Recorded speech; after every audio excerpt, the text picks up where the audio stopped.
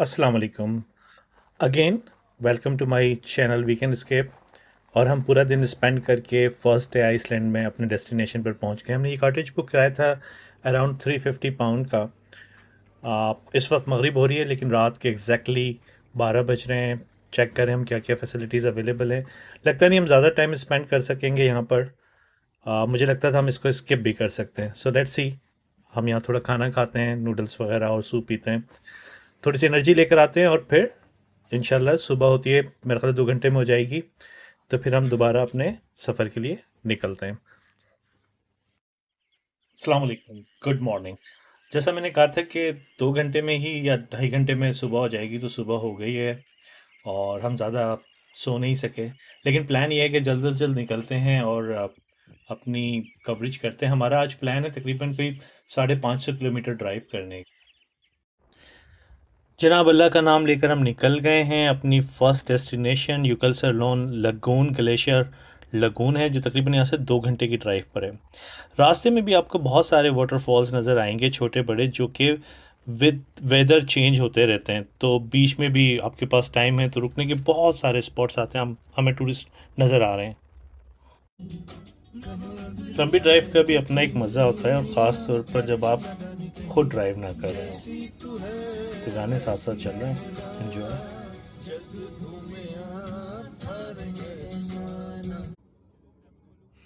कुछ ड्राइव्स ऐसी होती हैं जो हमेशा आपके साथ रहती हैं, तो इस ड्राइव को देखकर ये कह सकते हैं कि ये हमेशा साथ रहेगी। तो उस शख्स के लिए बड़ी दुआएं जो हमारे साथ बैठा हुआ है, जिसने ये प्रोग्राम इनिशिएट किया।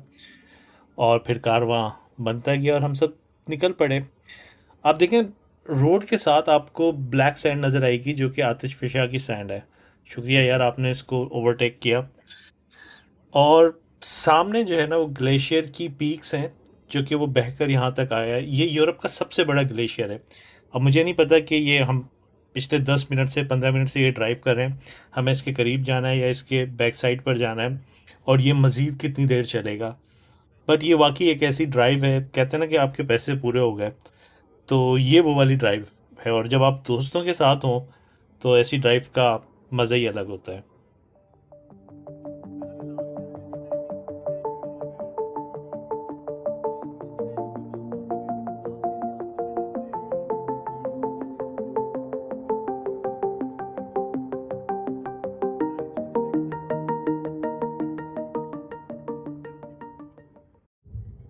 अल्हम्दुलिल्लाह हम पहुंच गए हैं without any stop. Left side पर आप देखेंगे, जब हम लेफ़्ट टर्न लेंगे तो क्या ज़बरदस्त ग्लेशियर है, और राइट साइड पर डायमंड बीच है। तो हम, मेरा ख्याल है, वॉक करके इस तरफ आएंगे। So let's park. हमें बड़ी अच्छा स्पॉट मिल गया ये पार्किंग का, यहाँ कार पार्क करते हैं और फिर देखते हैं। पार्किंग देनी पड़ेगी, 5 पाउंड हर जगह पार्किंग है, जो कि यूके में भी होती है और यहाँ बहुत खलती है जब आप ट्रैवलिंग पर होते हैं। खैर, हम सब में डिवाइड हो जाएगी तो कोई इतना बड़ा अमाउंट नहीं है। जगह को एंजॉय करते हैं। जैसा कि मैं आपको बता रहा था कि ये यूरोप का सबसे बड़ा ग्लेशियर है।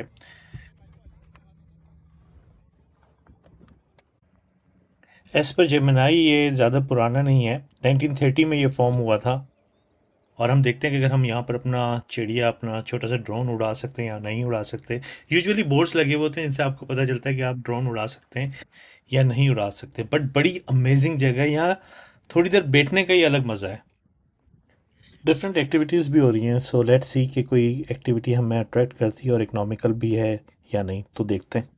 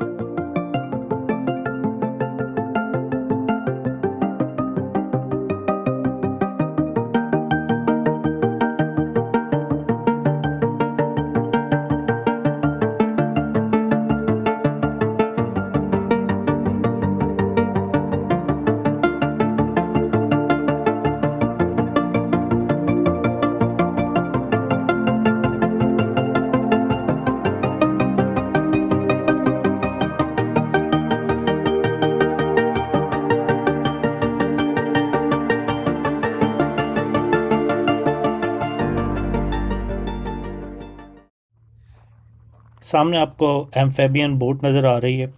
सो 4-5 टाइप की एक्टिविटीज़ हैं जो यहाँ की जा सकती हैं, जिसकी टाइम रेंज 2 घंटे से 4 घंटे तक है, जिसमें ये एम्फेबियन बोट है, ज़ोडिक बोट है। आप ग्लेशियर पर हाइक कर सकते हैं और फिर मज़ीद आगे जा सकते हैं। Depends on your risk appetite. मेरा रिस्क एपेटाइट बिल्कुल ज़ीरो है। अगर इन लोगों ने डिसाइड किया कोई एक्टिविटी करने का तो शायद मैं एम्फेबियन बोट तक ही रहूं। दूसरी जो ज़ोडिक बोट है वो एक इन्फ्लेटेबल बोट होती है जो कि काइट जैसी है। आप पानी में गाइड के साथ ग्लेशियर के करीब तक जा सकते हैं। ये रेडी हो गई है, फुल हो गई है, जा रही है। सलमान और दानिश, सलमान और सफ़ी जो है वो प्राइस चेक कर रहे हैं। लेट्स सी ये क्या डिसाइड करते हैं, और फिर उसके बाद हम चलेंगे डायमंड बीच।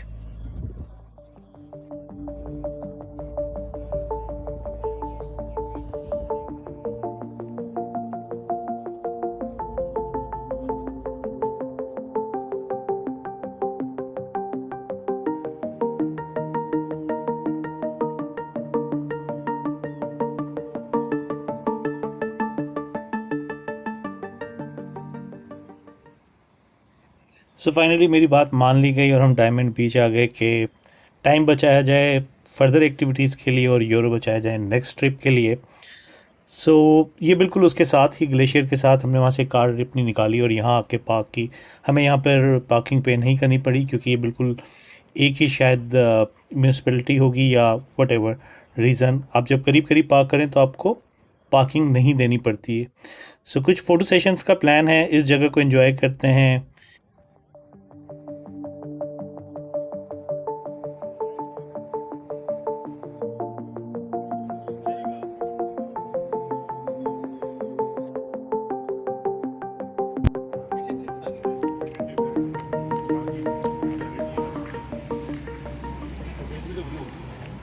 बीच में हम एक सर्विस स्टेशन पर रुक गए क्योंकि जो हमारी नेक्स्ट डेस्टिनेशन है गुलफोज फॉल्स, वो तकरीबन 4 आवर्स की यहाँ से ड्राइव है। बीच में भी देखते हैं अगर कोई अच्छी अट्रैक्शन नज़र आती है तो आपसे शेयर करते हैं। बट यहाँ आप जहाँ चाहें रुक जाएं, जिस तेज़ी से लैंडस्केप चेंज होता है बहुत अमेजिंग है। और अली ने यहाँ की फ़िश ली है, ड्राइड फ़िश। अब देखते हैं वो कौन कौन खाता है, इट्स अ चैलेंज। सो हम पहुँच गए हैं गुलफोस वाटरफॉल। कुछ यहाँ से नज़र नहीं आ रहा लेकिन पानी की बहुत तेज़ आवाज़ आ रही है। सो यहाँ से कुछ वॉक है, मेरे ख्याल है 10 to 12 मिनट्स की। ये एक और चीज़ है जो अली जिसकी तरफ इशारा कर रहे हैं, सुपर जीप्स और monster trucks. I am not sure कि मैंने आपसे पिछली वीडियो में ये शेयर किया था या नहीं किया था। आइसलैंड में 4x4s और दूसरे ट्रक्स जो हैं वो आते हैं, और जो उसके नॉर्मल कंपनी फिटेड टायर्स होते हैं वो यहाँ की इन्वायरमेंट के लिए या स्पेशली टूरिस्ट एक्टिविटीज़ के लिए फिजिबल नहीं होते। तो यहाँ पर लोकल फर्म्स हैं जो इन टायर्स को फिट करती हैं। बड़े लार्ज टायर्स होते हैं जो कि रिवर्स को क्रॉस करने के लिए और आइस पर व्हीकल को लेके जाने के लिए यूज़ होते हैं। सो ये लोकल कंपनीज़ हैं, it's a whole new industry here. और इसकी जो मेन कंपनी है वो टोयोटा आइसलैंड ओन करती है, जो कि अब एक ग्लोबल कंपनी बन गई है इस तरह की व्हीकल्स को मॉडिफाई करने के लिए, जिसमें चेसिस भी मॉडिफाई होते हैं, उसकी बॉडी भी मॉडिफाई होती है इन टायर्स को फिट करने के लिए। और ग्लोबली जहाँ भी इस तरह की ड्राइव रिक्वायर्ड होती है उसके लिए ये कंपनी अपनी सर्विसेज प्रोवाइड करती है।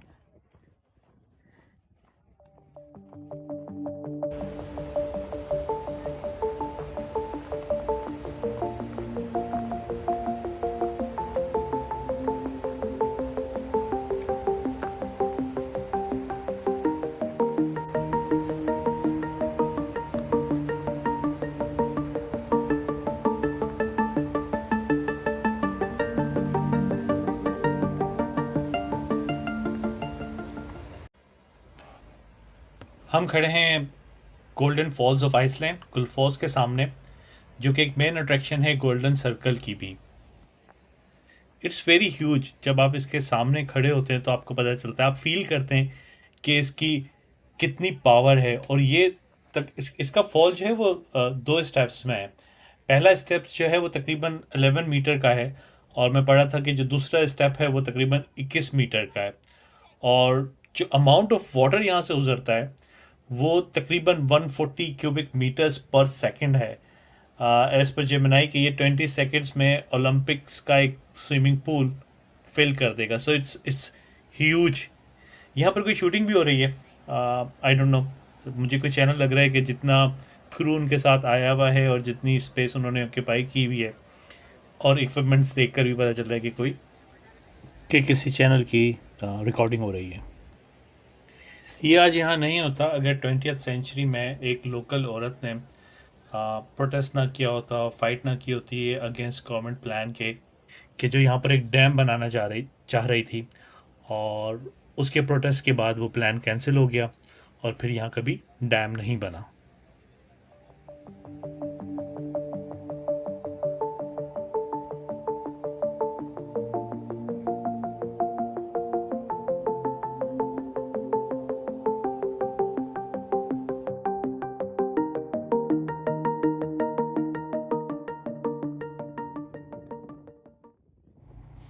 हम पहुँच गए हैं क्रेस क्रेटर। ये भी गोल्डन सर्कल का ही पार्ट है, और इसकी मेन पॉइंट ये है कि ये वॉल्केनिक जो इसकी बेस है वो रेड कलर की है, और ये कोई तकरीबन 6500 साल पुराना है। एक डिफरेंट चीज़ ये है कि इसमें पार्किंग के अलावा हमें एक स्मॉल फीस भी देनी पड़ी, जिसकी रीज़न ये पता चली कि ये प्राइवेट लैंड है। सो जो लैंड ओनर है उसने इस पर एक टिकट लगाया हुआ है ताकि इसको मेंटेन किया जा सके। वैसे इसके मुकाबले में जो मैंने फ़िलीपींस में 2016-17 में विज़िट किया था, ताल वोल्केनो, वो ज़्यादा मुझे अच्छा लगा। वो हल्का-हल्का इरप्ट भी हो रहा था, और आप उस तक पहुंचने के लिए पहले एक बोट लेते हैं और फिर हॉर्सेस पर ऊपर जाते हैं। बट अब सिचुएशन उसकी चेंज हो चुकी है, और अल्लाह का शुक्र है मैं उस वक्त वहाँ नहीं था। 2020 में वो इरप्ट हो गया और अब वो एक्सेसिबल नहीं है। सो उसके साथ रिस्क था। मैं वहाँ गया था। ये भी एक अच्छी जगह है, आप यहाँ आ सकते हैं बिल्कुल। ये जो आइसलैंड का गोल्डन सर्कल है बिल्कुल हाईवे के साथ है, तो इट्स वर्थ विजिटिंग।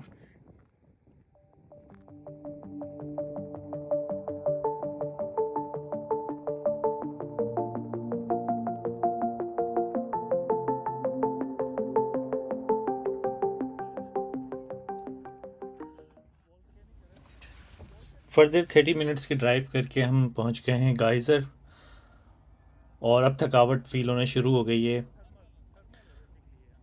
कार में बैठे बैठे रहने की वजह से। गाइजर भी कोई यूनिक ही किस्म की अट्रैक्शन है, और ये बड़ी पॉपुलर है as part of golden circle site सीनिंग।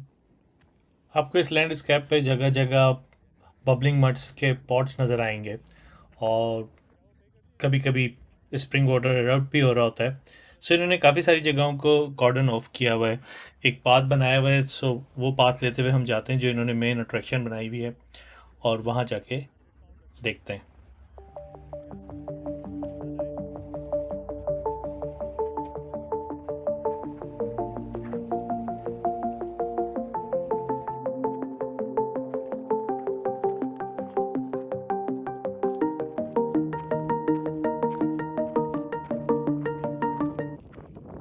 सो ये है वो मेन प्लेस जहाँ पर लोग इकट्ठे हुए हैं और इंतज़ार कर रहे हैं, और इन्होंने एक कॉर्डन ऑफ करके एक थोड़ा सा एरिया बनाया हुआ है ताकि लोगों तक वो गर्म पानी ना आए।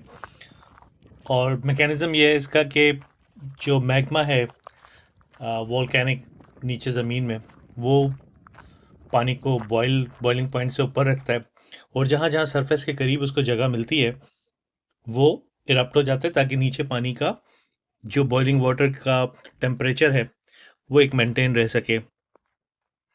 लोग यहाँ बैठकर वेट कर रहे हैं, हम भी करते हैं। तकरीबन 5 से 10 मिनट में बॉइलिंग टेम्परेचर प्रेशर इतना हाई हो जाता है कि ये इरप्ट होता है।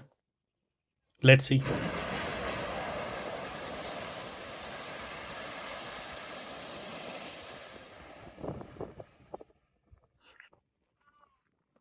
Iceland is very famous for these geyser. इसके अलावा ये रशिया, यूएस, चिली, न्यूजीलैंड में भी होते हैं।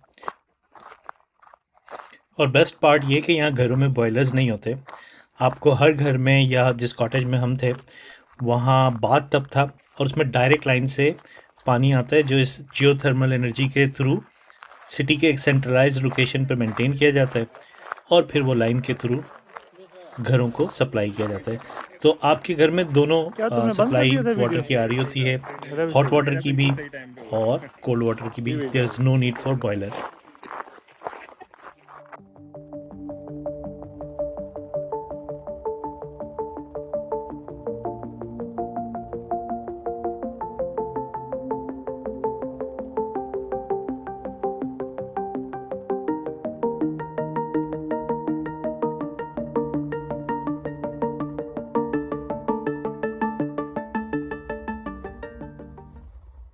अब हम जा रहे हैं एक्टिव वॉल्केनो की तरफ और ये हमारी लास्ट अट्रैक्शन है बिफोर कि हम अपनी कार वापस करें और take a flight back to home.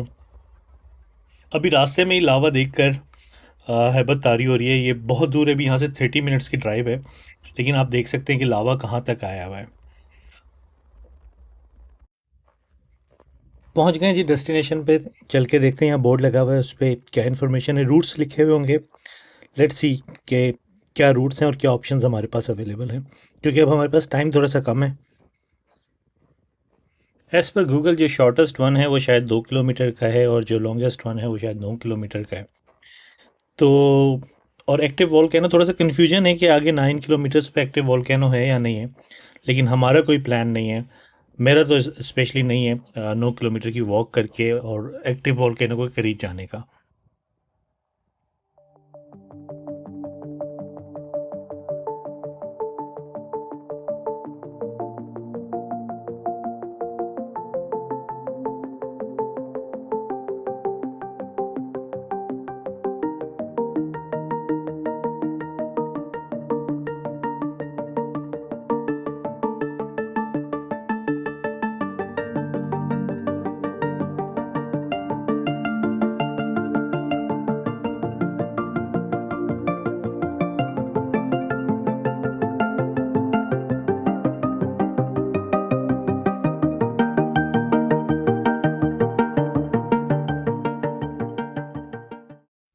ये है वो फर्स्ट पॉइंट जो कि 2 किलोमीटर के एंड पे है और यहाँ हम 3 लोग रुक गए, 2 मस्जिद आगे गए और यहाँ से आप वो पूरा लावा देख सकते हैं कि जो इरप्ट हुआ था और कहते हैं कि 2005 ईयर्स अगो इरप्ट हुआ था और उस सेम लेवल की इरप्शन अब एक्सपेक्टेड नहीं है।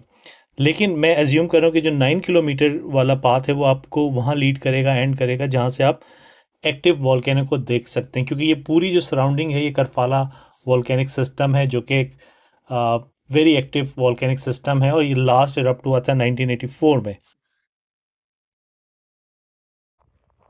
तो जनाब अब हमारी वापसी की तैयारी है। एक चीज़ जो मैंने आपको नहीं बताई थी वो ये है कि हमने कोई एप्लीकेशन डाउनलोड नहीं की थी, लेकिन इनकी एक ऑफिशियल एप्लीकेशन है, सेफ ट्रैवल आइसलैंड। अगर आपका आइसलैंड का प्लान है तो उस एप्लीकेशन को ज़रूर डाउनलोड करें।